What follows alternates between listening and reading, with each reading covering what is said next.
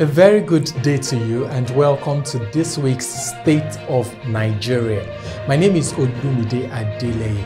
If you're interested in Nigeria, if you're interested in the politics, if you're interested in whatever is happening with the economy, with the people, with Nigeria, you should subscribe to this channel, Olanrewaju.tv. It's all about showcasing the beauty and the people of Africa. Hit that subscribe button now and you can get to follow my broadcasts every single week. Today we're going to be discussing about something that I believe is very important, and that is about the youth bulge that Nigeria currently has and the possible demographic dividend that we're likely to face in the very near future. If you're wondering what I'm talking about, let me put it this way. Nigeria is currently the 7th most populated country in the world with a population of about 200 million people. That number is expected to double within the next 30 years. And so by 2050, it is estimated that Nigeria's population would have gone beyond the 400 million mark. For the sake of emphasis, let me restate that we're talking about year 2050, a mere 30 years from now. But not only does Nigeria have a large population, it also has a growing population. At the moment, more than 40% of Nigeria's population is made up of people between the ages of 0 and 15 years. If we expand that range a little more, getting to like 35 years or 44 years, we will be capturing close to 80% of Nigerians. This tells us that unarguably, Nigeria has one of the world's most youthful populations. But who really are the youths of Nigeria and what do they represent? Laziness and trouble for the world? Or do they represent opportunity? The next 30 years are crucial in determining whether Nigeria will become the source of the world's refugees and criminals, or whether Nigeria will become one of the world's biggest and greatest powerhouses for work and industry. What must we do to get it right? What do we do to harness Nigeria's demographic dividend? What do we do to take advantage of the youth bulge that we have and turn it from a potential evil to a lot of good? Today I have with me a guest who worked on a report commissioned by the UN on Nigeria's demographic dividend. He is a professor of economics and the director of the Center for Sustainable Development of the University of Ibadan. After this timeout, I'll be back with my guest, who is none other than Professor Olanrewaju Olaniyan.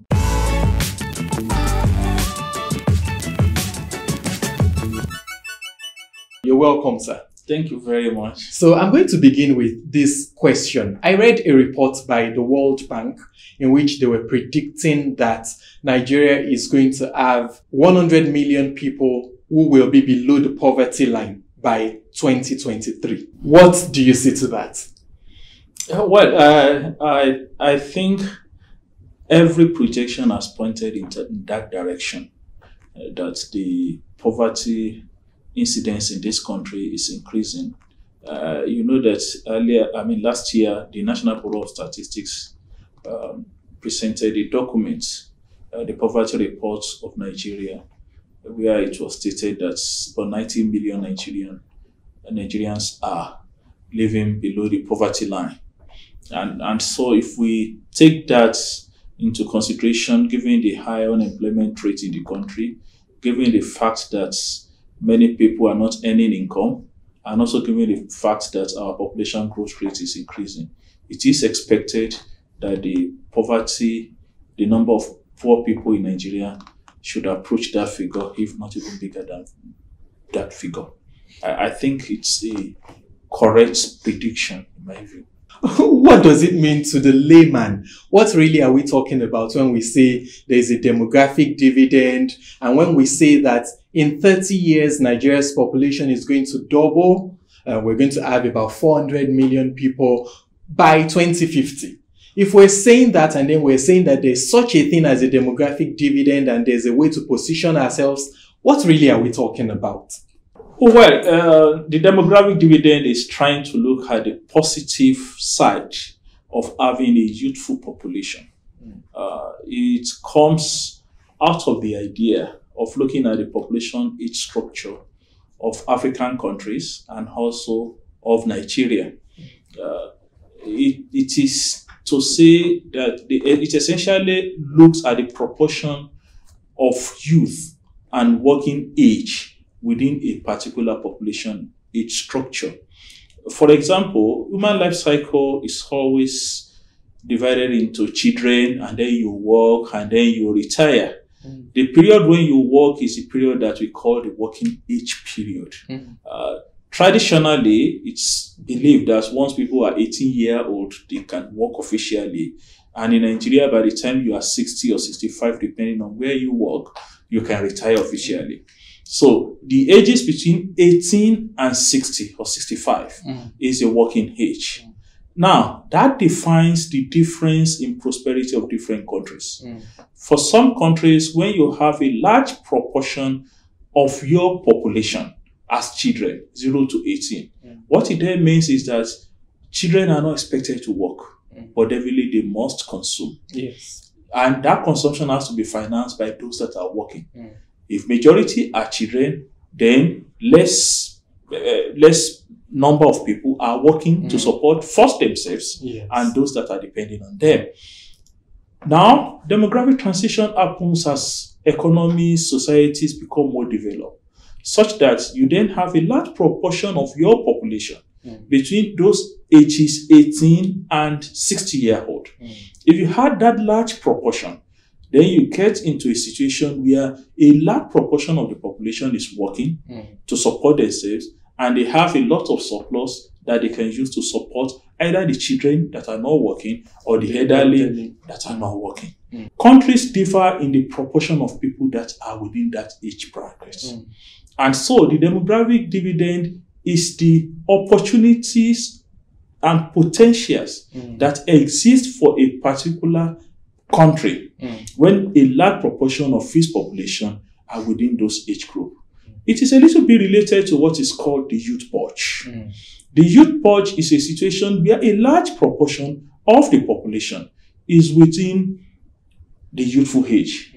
And the normal definition of youth is between ages 16 and age 34 for the African Union definition. So if you have a large proportion, this is a period when people are vibrant, when people can be more productive, when people have initiative and they have the drive to take it home. So if you have this large proportion of youth within your country, we call it the youth purge. And because that's also a proportion of the working age, if they work, then it can lead an economy into prosperity. Interestingly, people have said that the youth purge is the main thing that drives the demography. And the ability to utilize those proportion of youths that are within the working age, that have the drive, that have the enterprising attitude, that have the power and zeal to do it, will then determine whether you can harness the potentials that you have in there. So you can then have what we call a demographic dividend. However, countries are also told that if by accident or by anything, you don't take active consideration of that age, you may not have a demographic dividend. You end up with a demographic doom. Because those who become restless, they can cause trouble, just like we have for the NSAS, and then they can create all sorts of issues for the country. In fact, I was going to that. I know that they say that Africa has the most youthful population in the world. Yes. And that is, from everything you've explained, that is supposed to be a good thing. Yeah. It is meant to be an achievement. I know that Nigeria also has a very significant youth population. I know that Nigeria would also probably rank among the most youthful countries in the world. Yeah, sorry to cut short. The proportion of youth in Nigeria's population, I mean, those between ages 16 and 34, is 43% of Nigeria's population. Wow. The proportion of Nigerians that are between 0 to 15-year-old is 34%. So totally from 0 to 34-year-old is 76%. Oh, wow. That's an overwhelming figure, because in fact, I can remember when they were talking about this COVID-19 issue, one of the things that I saw about the countries that were heavily hit, places like Italy, like Spain, was that they had, almost the reverse. Yes, they had such figures for their older people. But we have such strong youth populations. And then the question then becomes, why is Africa, and particularly why is Nigeria in the state that it is now? Well, I think it's a matter of policies. It's a matter of what we are doing. It's a matter of considering what we should consider. If you have about 76% of your population that are below the age of 34, then most of your activities, your policies and programs should revolve around the development of those people. But I'm not sure the government policies have been able to point towards that direction. So let's pick it up from the youth. What do the youth need? Number one, the youth need quality human capital. And quality human capital theoretically is divided into three. The first one is they must have quality education, not just schooling. Schooling is just a matter of number of years in school, but quality education that is relevant to present contexts, that prepares them to present work, and also give them the opportunity to be able to participate in the future of work, because work is also dynamic. So quality education is important. And those quality education is what determines whether people can develop their skills effectively. Because if you have education is not an end in itself. It's someone that should assist you in developing the skills that are innate in you, such that you can then apply those skills to whatever trade or work that you are, or job that you are doing. That's the first thing that they need.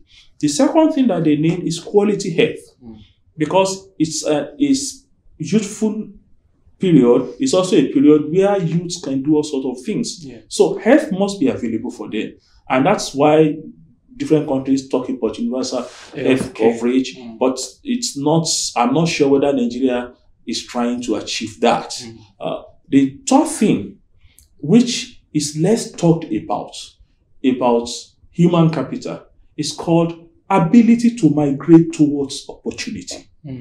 I'm not sure Nigeria is positioning its youths to be able to migrate towards where opportunities are. So these are the three things that you need for the youths to be able to, contribute and be involved in the economies that we have. That's one of the reasons that the youths appears as if they have not been doing well. So what then happens? It then happens that we have a whole lot of youths that are not working. They are not productive. And they are not productive not because they cannot be productive. They are not productive not because they do not have the intellect or the enterprising attitude, but because the structure of the country is making it difficult for them to be able to involve themselves in such type of productive activities. So until you get people to employment, nothing can be done. Once people are employed, they contribute to the economy, they contribute to themselves, and everybody benefits. A quick one on that. The president was recently quoted, well, not so recently. He was quoted at a stage to have referred to the youths as lazy. I know that may have been taken maybe out of context, or we don't really know. But what do you think about that statement and, that characterization of young people in Nigeria? Are they truly lazy, or is it that they don't have opportunities, or is it that there's still a lot to be done? What do you really think? The Nigerian situation is that oftentimes we refuse to take responsibilities for what we need to do. At home, parents refuse to take responsibilities. In schools, colleges, or universities, lecturers refuse to take responsibility. And also in government, government authority refuse to take responsibility. The responsibility for getting job is primarily the responsibility of government. And I say that with a lot of emphasis, but I need to clarify it. I didn't say that the responsibility to provide job. I said the responsibility for providing opportunity to get job rests with government. So there's no way government can employ everyone. But the only way the youth needs to be employed is that conducive environment needs to be provided for them. Are we doing that in this country? The answer is yes and no. I used to do a lot of, let me say, I used to play with some kind of people to see that if countries will develop, you need people who have employability skills. And employability skills, by my own thinking, involve three things. The first one is the ability for you to be employable by someone else. You must have all the skills to be employable by someone else. The second one is ability for you to employ yourself. You must be able to employ yourself in a particular skill. The third one is ability to stay employed once you are employed. Those are the three employability skills that I think we have. And this is the duty of the authority to imbibe on the youths those three skills. Now, how do you imbibe those three skills? Number one, most of it are got from school, from the university, and the skills that you get from the university. Basically, when I was in education school, they tell you that you need three skills: cognitive skill, which deals with the content of what you learn; affective skill, which deals with your interpersonal skill, relationship, and things like that. And you also need psychomotor, which deals with the skills of using your body and things like that. Now, the problem and the issue that we have in this country is that we have emphasized more on those cognitive skills. And in order to solve the problem, I am not sure we are going the right way. What we are trying to do in Nigeria are two things. The first one is to say, put computer as a course, let everybody start taking a course on computer. The second one, put entrepreneurship as a course and let everybody start doing entrepreneurship. Which to me, I mean, I'm not an expert in entrepreneurship, but the little entrepreneurship that I did as part of economics tells me that if we want big success, that's not the way to go about it. What's entrepreneurship? I'm starting from entrepreneurship before I go to the other skills. Entrepreneurship is ability to identify opportunities and to take risk. Usually, ability to identify opportunity and take risk, you don't need more than 2 to 4 hours to teach that in a classroom setting. The other hours are for practicals. Because if you take 10 people around, there are people who are risk averse. There are people who naturally are risk lovers. And there are people who are in between. What we need to do if we want to build entrepreneurship out of there is to make sure that those that are risk averse, we push them a little to become some risk lover. I mean, push them beyond the boundary of being risk neutral to becoming risk lover. If you give everybody here 10 million naira, some people will invest. Yes. And some people, just like the Bible said, they will keep it. You say, what if you get lost? I mean, you know that person is naturally a risk-averse person. So what entrepreneurship should be doing is not going to class and teaching what is partnership, what is sole proprietorship, what are the sources of finance. I mean, those are good. I'm not saying that those are not good. But the basics of entrepreneurship has to do with risk-taking. The second thing about entrepreneurship is ability to identify opportunities. And that's not what we do in this country. I live in a country, Nigeria, which is my country, where people always look at problems in every issue. They do not look at solutions in every issue. When people don't see solution in every issue, they cannot be entrepreneurs. If you take a sample, I'm sure your crew can go around and take a sample of Nigerians. They can tell you 1,000,000 problems. Yes. But I'm not sure whether you are also going to get 1,000 solutions. So if you want to build an entrepreneur, the first thing is to change the attitude of that person towards looking at solutions, because problems are always there, rather than looking at problems. Because if you look at problems, solutions are also there. Problems and solutions are two sides of the same coin. So that's the first thing that I think whatever entrepreneurship course that we say we want to do in the university, we need to change the way we deliver there.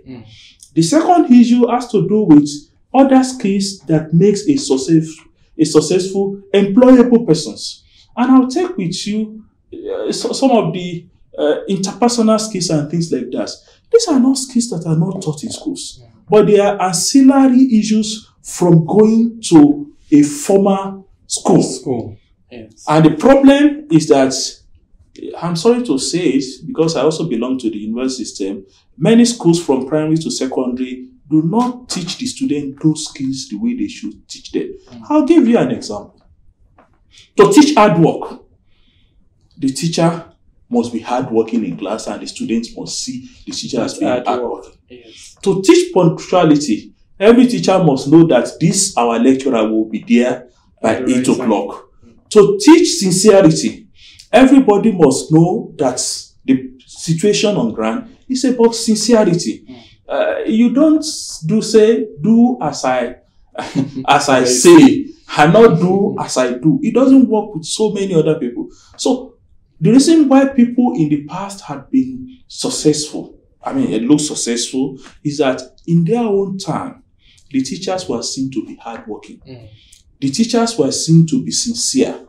The teachers were seen to have some elements of integrity. And many of them later came to become entrepreneurship because risk was built into the school system. And I give you something that many people don't know, that it was risk building into secondary school system. You will hardly find a secondary school sometimes in the past that will not have a mango tree or cashew tree. As simple as that looks, they know that children will always want to climb that tree. Climbing of a tree is a very risky activity. That's the problem. What's the solution? Everybody teaches you that you should go and climb and pluck a mango or a cashew. I remember when I was in Form 1 then, there was a mango tree and I was looking for a mango and I climbed this mango tree only to realize that I didn't know how to come down. Eventually, I was forced to learn how to come down. I already put myself in a risky position. And at that point, my focus was not to continue to look for problems. I had to look for solution. It looks funny, but you find out that this pocket of things has taught people to take risk unknowingly. So risk taking and ability to identify opportunity are some of the issues that we need to teach people if we want them to be employable. Talking about risk taking, and particularly in the light of that example you shared, I think that interestingly, it might also work maybe as a plus for Nigeria, because if you look at Nigerians outside of Nigeria, they seem to be doing very well. And for many people, they would say that it is maybe the risk or the atmosphere that they were brought up in that made them able to do so well in more controlled environments. What do you think about that theory? I think one of my friends sent a quotation to me. He said that the reason why we don't have an atheist in Nigeria, atheist is someone who does not believe God, is that if you have an atheist and he comes to Nigeria, after 2 months, he or she will start praying, God, let this road be good.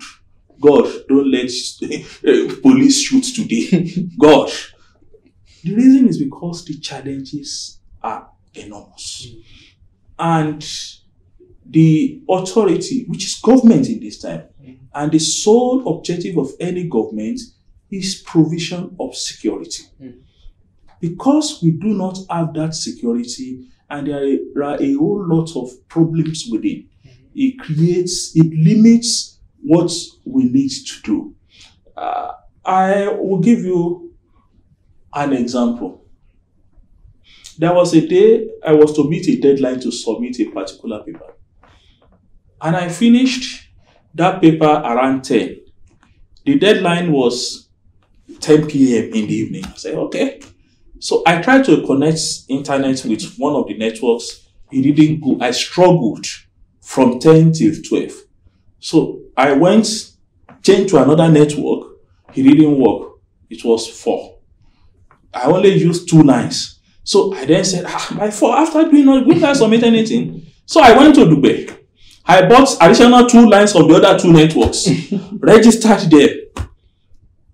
None of them worked. So I went to one of my friends. I go, what can you say? My own network is working. So by the time we got into his house, I didn't know whether it is by divine or any other thing. It was true. The network was working and I was trying to upload until we suddenly found out that the phone went dead.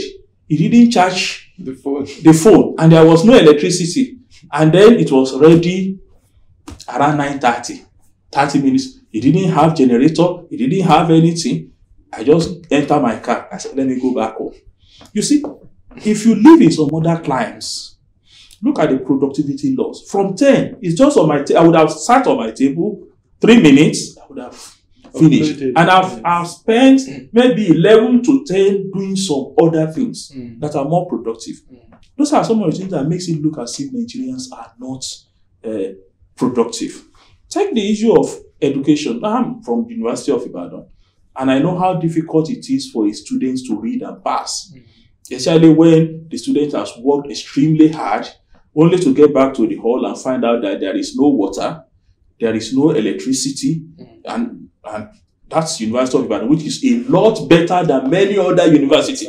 Yes. Can't sleep in the afternoon because the place is hot and there's no electricity. It has to wait for the evening when the chain will be turned on. So, but you get to somewhere, in your hall, there's internet. In your room, there's internet. At the bus stop, there's internet. You can't argue to say that I didn't have electricity. There is no malaria too. So, you find out that the situation here is a lot of issues. But even within those issues, what every youth also needs to tell himself is that, at least this one is making it. At least that one is making it. I told myself, when I entered the university, the first person that I met, one of my friends, who's now my very good friend, he said, which course? I said, economics. I said, economics, Leo, it's a very difficult course. So, many people fail. And after 200 levels, so many people will not pass. So I became afraid. So I met another person. I said, I said, I'm in economics. I said, which level? He said, 200 levels. So you are in my course. They said economics is difficult. He said, it's true, very difficult. That I had to carry over. I said, so what will we now do? On the step where I saw the graduation list and I saw 4 first class economics. I said, So I told myself, if in this context, 4 people graduated with first class, even in Ibadan, so I'm not going to look at those who said it is difficult. That's the idea of saying we need to teach ourselves to start looking at the opportunities, at the solutions, not at the problems. So when Nigerians get outside Nigeria, they suddenly find out these whole lots of opportunities open to them, which in Nigeria we cannot take for granted. You even have to pray or go to some prayer mountain for them to work for you. But by the way, I believe you graduated with a first class. It was luck. Well, as we all know, it's not exactly something to be lucky about to graduate with a first class. It takes a lot of effort and all of that. Thanks for sharing that particular story. One of the things that we're trying to accomplish with this is to be able to provide guidance and to provide maybe some policy direction to people who are in power and the people who have the ability to change things. I can remember that in the late 1960s and the early 1970s, not that I was born then, but I read about it at the airport in Dubai. They had a number of policies that they put in place to ensure that their country could develop. And interestingly, in terms of developmental indices, they checked around the same check boxes as Nigeria at that time.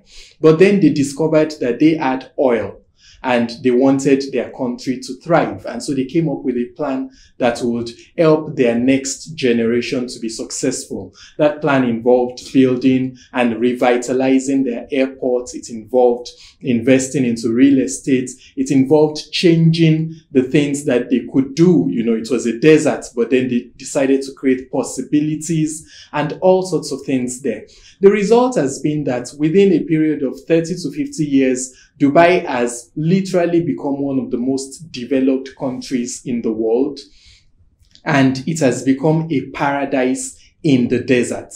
I mentioned that example of Dubai because I wanted the audience to see an example of deliberate policy making and the fact that if people plan ahead, we might not be able to change so many things for our generation, but at least we can do things that will influence the next 30 years, things that will ensure that the generations of our children don't have to go through what we are going through in Nigeria right now. So, Professor, what are the things that Nigeria needs to be doing? I know you worked on that demographic dividend report. I know that part of that report was coming out with recommendations and maybe more like creating a policy plan for Nigeria for the next, say, 30 years or even beyond. What are the things that Nigeria should be doing now? When it comes to discussing Nigeria, policies, programs, we did that and we had a lot of policies. The issue with Nigeria is not entirely with policies and programs. In fact, if you take a stock of policies and programs, I think Nigeria should have one of the best policies and programs in the whole world. The problem that we have is sincerity of purpose by governance. Usually I ask myself, what exactly is the definition of good governance? I become confused when you get to Nigeria. If you look at policies that we've had over time in this country, they are very good policies. So you keep wondering, why is it that after we had the Kainji Dam, it has always been utilized at less capacity? Why is it that we have oil and the refineries are not working? Why is it that Nigeria has one of the largest reserves of gas and we still don't have electricity? In the 1960s and 70s, Nigeria has had development plans. And if the development plan had been worked towards very well, you'll be sure that we would have been self-sufficient. For example, there were the basin authorities, which are to dam and to make sure that we have all-round farming all over the country. We have one Ogun, Osun, Lower Osun, Lower Ogun, every other thing. But you find out that when it comes to implementation, and implementation has to be led, development has to be led, and it has to be led by governors. I think every country has its own disaster. In my own view, governance is the disaster of Nigeria. We've not been able to have people in authority who truly want to serve this country and make sure that the shared interest of this country is achieved. So I look at what policies can you give? You say, give quality education. But the point is that when you give quality education, are our primary schools giving us quality education? If they are not, what are the issues? I was asking someone, and maybe I will also digress in this, and someone said, the problem that we have in this in the South is that many of the primary schools are private, and it is government that should be providing primary education. And I told him, I said, the only way you can finish private primary school is government to have quality primary school. If you have quality primary school, no parent is happy putting his hand in pocket and paying. If I suddenly know that the primary school that my brother went, Ratibi, in Agugu, is as good as any private school in Ibadan, I will send my child there if it is free. But you find out that you go to the school, the cost is not conducive. And that does not mean that budget is not allocated. That does not mean that it is not even implemented in courts. So one of the problems that I think we have is that we need adequate implementation of these policies. And you see them all around. I mean, in normal climes, although that becomes personal now, I also have been on strike for close to, is it 6 or 7? I've even forgotten when we go to strike. I think it should be more 8 or 9. 8 or 9 months. Those are big issues. Those are some things that tells us about the type of commitment that we give to education. Look at the health facilities.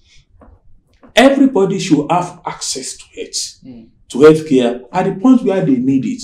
But it looks it's either we don't want to implement it, or because people who should implement it don't know how to go about it.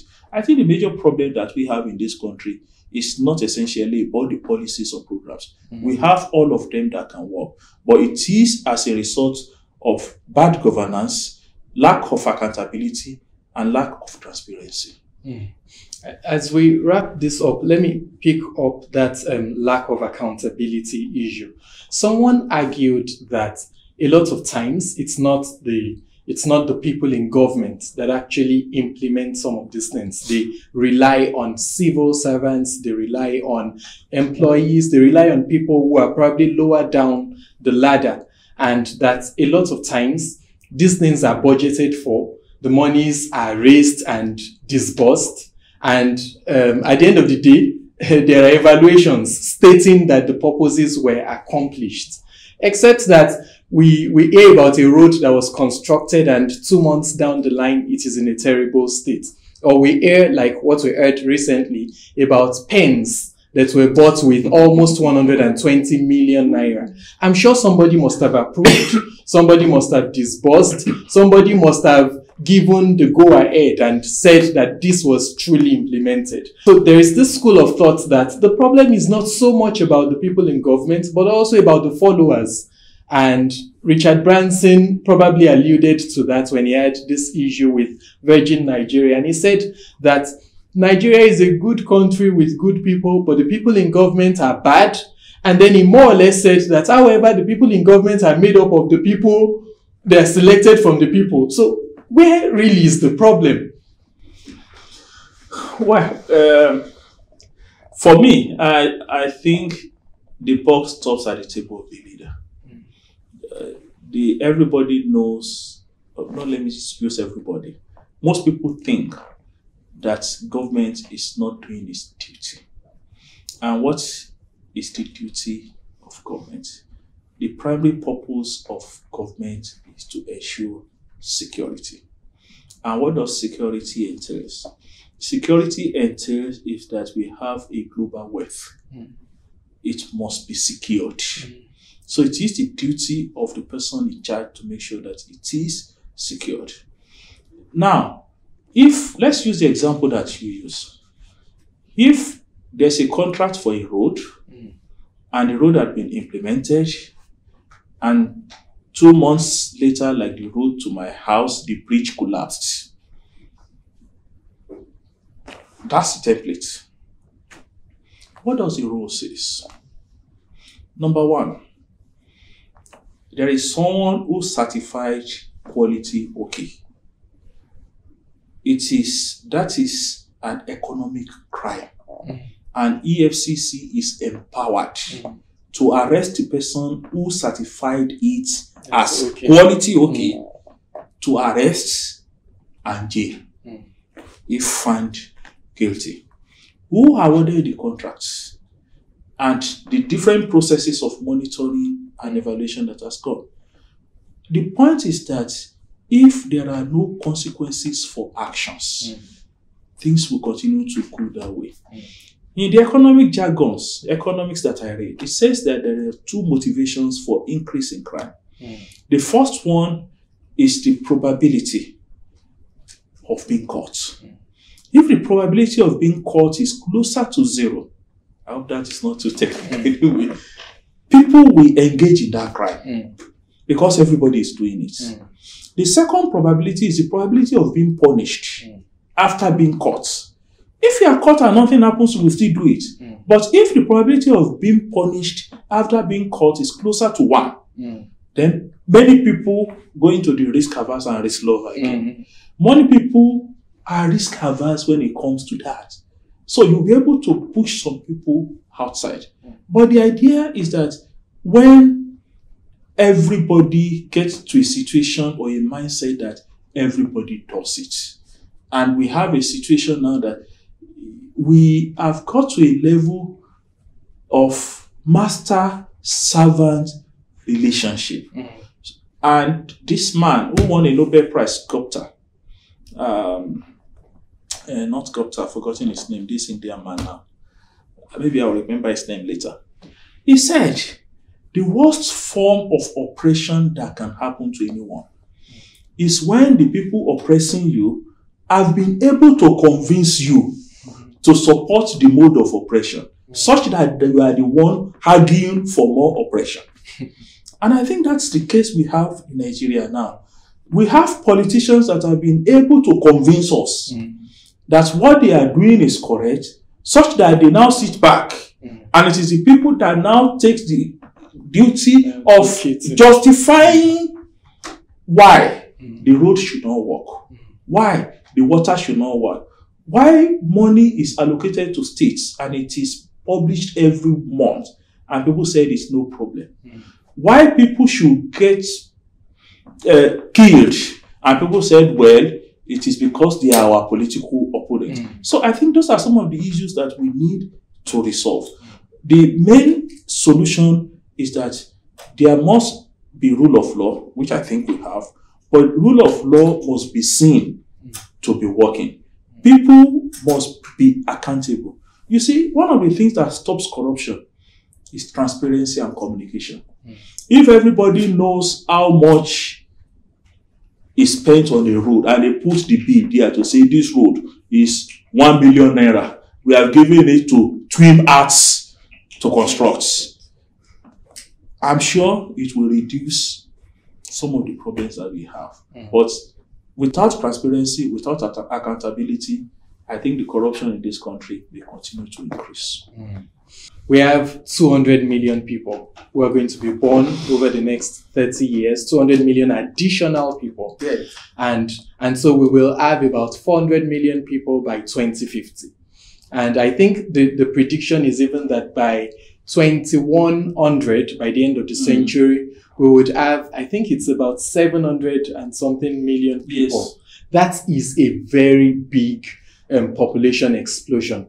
And that implies that Nigeria would probably become either the big blessing, the powerhouse to the world, or the big problem of the world.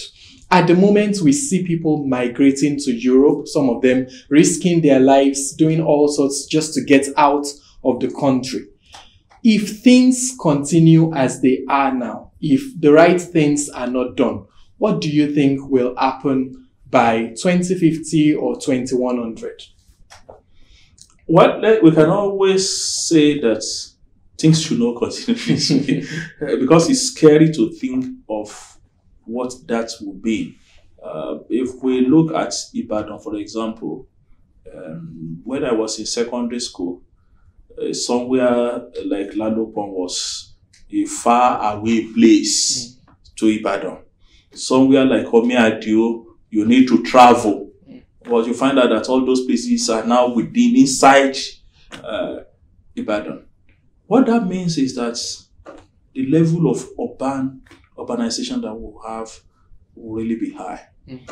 And that's why we need to start training the youths on jobs and the type of work that they need to do. Interestingly, if you ask me, while I would take a look at 2050, I will look at the next 10 years. The experience of the last few months has shown us that the future of work will change. And I'm not sure whether the policies, programs, education, and training sectors of this country have started looking at the way the future of work will change. So these are the ways to improve the skills of the youth that we have. Every youth must be taught of how to start his own business, or if you are not going to start your own business, to be able to stay employable if you are employed by someone. We also have another issue in this country. Before I go to that issue, so what is important now is that we need to look for work for people to do. The only way to do that is that there must be finance for those work. People who have funds must be financing employment of people. I mean, getting out organizations, industries, enterprises, so that they can employ people. In the process of employing people, I would suggest that government needs to start training the young ones on how to stay employable if you are employed. And one of the reasons is because recently we have a generation that has been taught that when you get employed in a particular organization, you are not employed because you should serve the cause of that organization. Many people get employed and all they look for is how to destroy that organization because they see corruption all around. They see lack of transparency all around. They see lack of accountability all around. So they imbibe that and they bring that into the businesses that people have set up. So you see someone who is struggling to start a business and employ 3 people, and those 3 people eventually, not technically now, I don't like the word technical again, virtually destroyed the company of that person. That is one area that I think we need a lot of training now. That's when you are employed in a place, apart from from what you do, you should also know that it is in your own interest that organization is sustainable. So that's an area, and that's the area that I wanted to say that now people get into a place and what they are looking for is how to exploit that organization, how to cheat on that organization, how to loot that organization. And these are not government organizations. And we have experiences of small businesses that are folded up because all they did was that they employed vibrant youths who eventually destroyed those businesses. So we need another set of training for young ones on why they must believe in where they are working. I like that last point as an entrepreneur. So Nigeria's youth bulge, will it be a blessing or a curse? Will Nigeria become the powerhouse of the world or become the opposite? Well, it has been really nice having you, Prof. Thank you very much for coming, and I'll see you in our very next episode.